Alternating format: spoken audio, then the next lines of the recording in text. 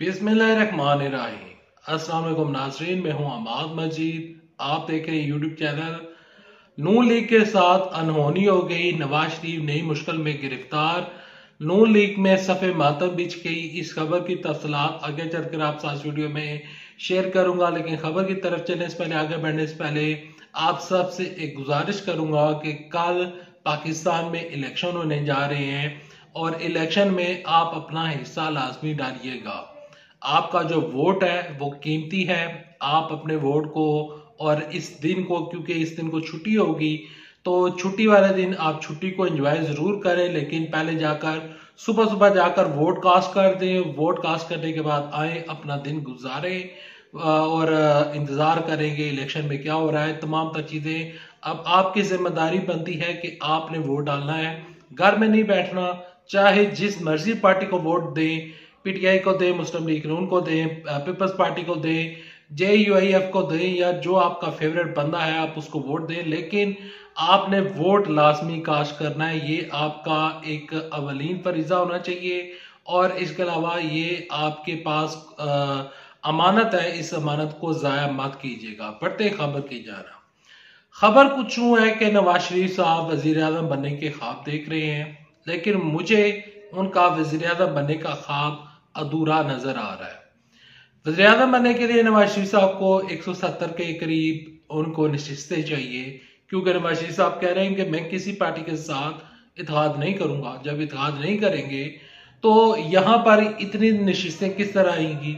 सबसे पहले बड़ा सवाल ये उठता है। दूसरा बड़ा सवाल ये है कि नवाज शरीफ साहब इस दफा उन्होंने जब इंतखाबात लड़ने की उन्होंने ऐलान किया और कहा कि मैं इलेक्शन में हिस्सा लेने जा रहा हूं, तो नून लीग ने अपने जो कैंडिडेट थे उनको टिकट जारी किए। नून लीग ने यहाँ पर 60 के करीब हल्के उन्होंने खाली छोड़ दिए हैं। कई जगह पर इन्होंने इत्तेहाद कर लिया है, किसी जगह पर इन्होंने अपने उम्मीदवार ही खड़े नहीं किए। तो नून लीग तकरीबन 200 जगहों से इंतखाबात इलेक्शन लड़ रही है। अब 200 जगहों से 200 एमएनए जो हैं, ये पाकिस्तान की तारीख में कभी भी नहीं हुआ कि कोई भी पार्टी अपने कैंडिडेट खड़े करे और सारे कैंडिडेट जीत जाए। नून लीग 200 में से यहां पर मुझे 40 या 50 सीटें निकालती हुई नजर आ रही है। पीपल्स पार्टी भी 50 से 60 सीटें निकालेगी और दूसरी जानब तहरीक इंसाफ के जो आजाद उम्मीदवार हैं उनका पड़ा अभी भारी नजर आ रहा है। इसी वजह से बराबर अज़रदारी कह रहे हैं कि आजाद उम्मीदवार हमारे साथ हैं। शहबाज शरीफ साहब उन्होंने मंसूर अली खान के प्रोग्राम में बैठकर कहा कि आजाद उम्मीदवार हमारे साथ खड़े हैं। जहांगीर तरीन वो उन्होंने कहा है कि आजाद उम्मीदवार मेरे साथ खड़े हैं। तो सारा फोकस आजाद उम्मीदवारों के ऊपर, इलेक्शन का दारोमदार और जीतने का दारोमदार और वज़ीर आज़म बनने का जो दारोमदार है वो सारा अब आजाद उम्मीदवारों की तरफ चला जाता है। तो यहाँ पर मैं आपके साथ ये खबर शेयर करना चाहूंगा कि नवाज शरीफ साहब मुश्किल में फंस चुके हैं। नवाज शरीफ साहब 2/3 नहीं बल्कि सादा अक्सरियत भी उनको मिलती हुई नजर नहीं आ रही। बराबर अज़रदारी कह रहे हैं कि मैं इलेक्शन के बाद इत्तेहाद नहीं करूंगा। मैं पहले वजीर खारजा बन गया था, लेकिन अब मैं वो नहीं बनूंगा। तो बराबर अज़रदारी ने भी ना कह दी है। नवाज शरीफ साहब 200 में से किस तरह 170 सीटें निकालेंगे, ये मुमकिन ही नहीं। ये एक इम्पॉसिबल चीज है। केपीके में वो जीत नहीं सकते।